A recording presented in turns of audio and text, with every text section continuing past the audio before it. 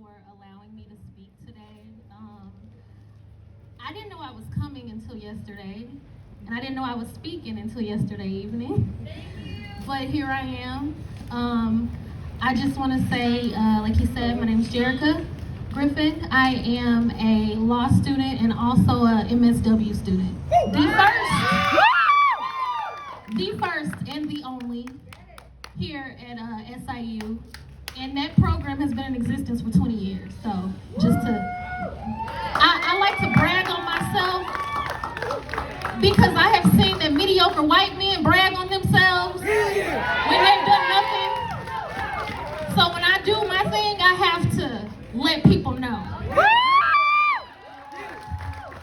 So I struggled with with what to say, with how to express myself and the pain that I've been feeling. With COVID-19, I can't speak for everyone else, but I know that I was so down. I was so depressed. And I struggled through that.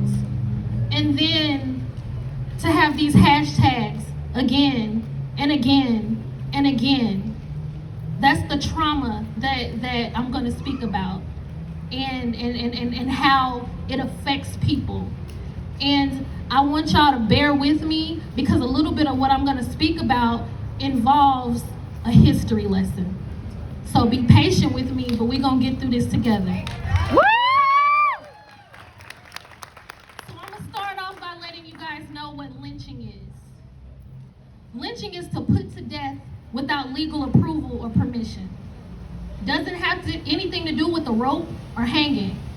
Just simply means that you take someone's life without due process of the law. Eric Garner had just broken up a fight, according to witness testimony. Sean Bell was leaving his bachelor party. Ezell Floyd was walking in his neighborhood. Oscar Grant was on his way home from a New Year's Eve celebration. Trayvon Martin was walking home from a convenience store. Michelle Kuzo was changing the lock on her home's door when police arrived. Tanisha Anderson was having a bad mental health episode and her brother called 911. Tamir Rice was playing in a park. Laquan McDonald was walking away from the police. Walter Scott was going to an auto parts store. Betty Jones answered the door to let Chicago officers in to help her upstairs neighbor. Philando Castile was driving home from dinner with his girlfriend. Botham Jean was eating ice cream in his living room in Dallas. Tatiana Jefferson was babysitting her nephew. Eric Reason was pulling into a parking spot. Dominique Clayton was sleeping in her bed. Breonna Taylor was also sleeping in her bed, and George Floyd was at the grocery store. Nobody in this world, nobody in history has ever gotten their freedom by appealing to the moral sense of the people who were oppressing them, Assata Shakur. I don't know about y'all, but I'm tired. I'm tired of hashtags. I'm tired of prayers. I'm tired of calls for healing. We cannot heal what we do not address. We have not addressed the 401 years of organized oppression in this country.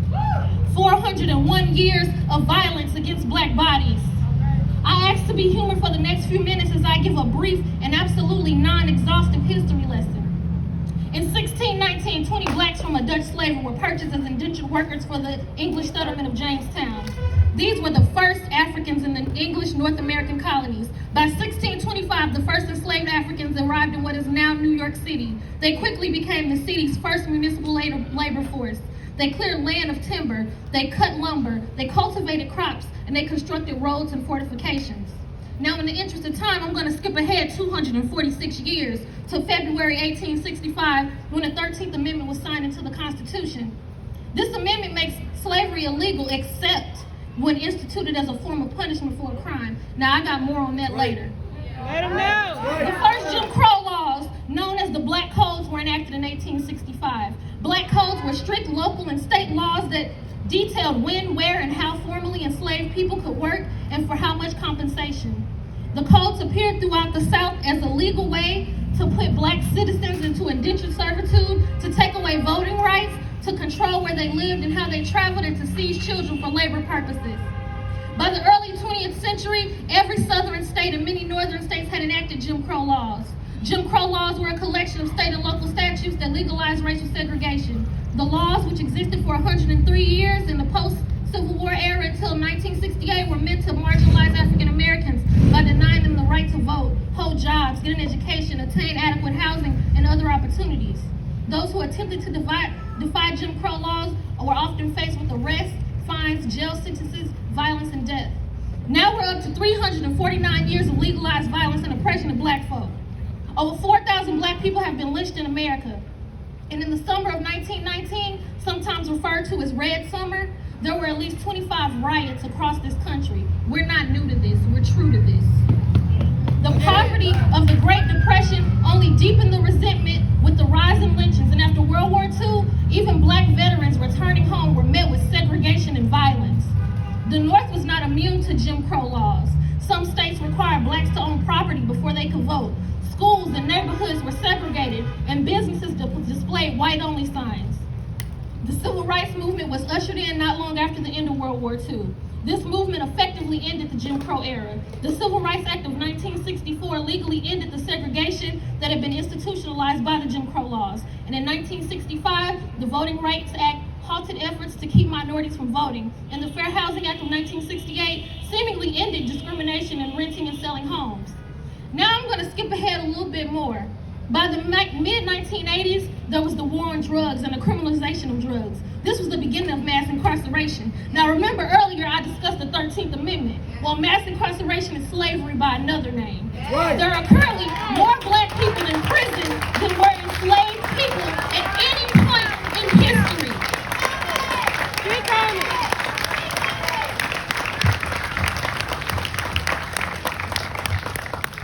Now we are at year 401. 401 years of legalized violence and oppression of a people. 401 years of rape, of trauma, of gaslighting. Yes. In the words of Tamika Mallory, we learned violence from white people.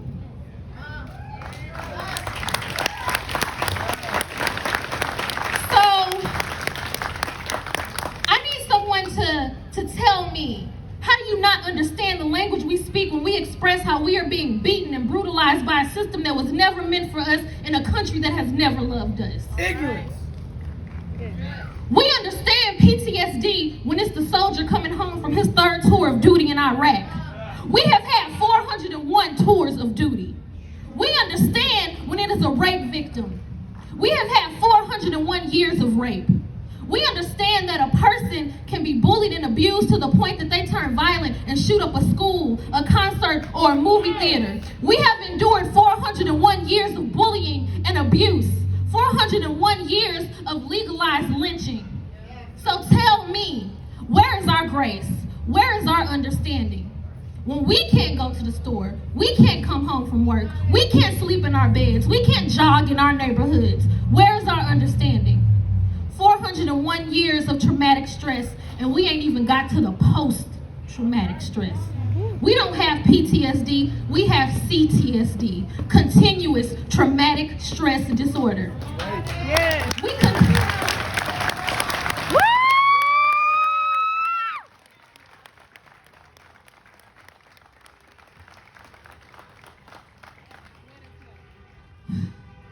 We continue to be traumatized so much that it is ingrained in our DNA.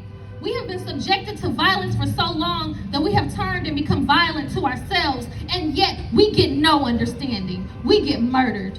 We have suffered at the hands of white supremacy for 401 years, but racism is not our disease. It is the disease of white people, and it can only be cured by white people. White supremacy is the oppressor when we want freedom. White supremacy is the oppressor when we want justice. White supremacy is the oppressor when we want equity. Do not ask us to be calm. Do not ask us to be polite.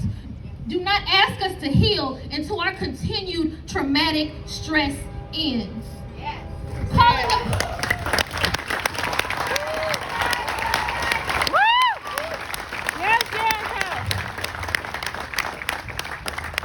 Calling the police on a non-violent black person is a potential death sentence for us. It is a hate crime, and it is a violent act against black people. Now is the time for white folk to cut out the cancer that is racism. It is time for you to speak up and speak out. Don't tell your black friends and family that you're an ally if you remain too cowardly to call out your white friends, family, co-workers, and loved ones.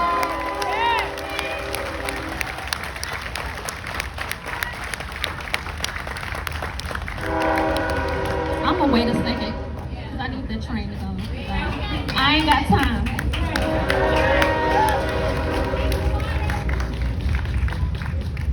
Remaining silent is to be complicit in the genocide of black folks. Being an ally is not posting a blank black image on social media and remaining silent for one day.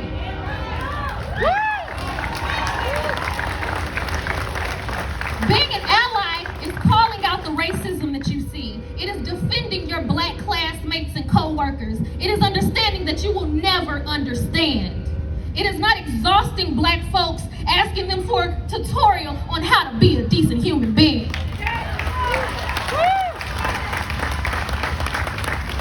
It is being motivated to educate yourselves and not to expect your black acquaintances to handhold you on your journey to truth.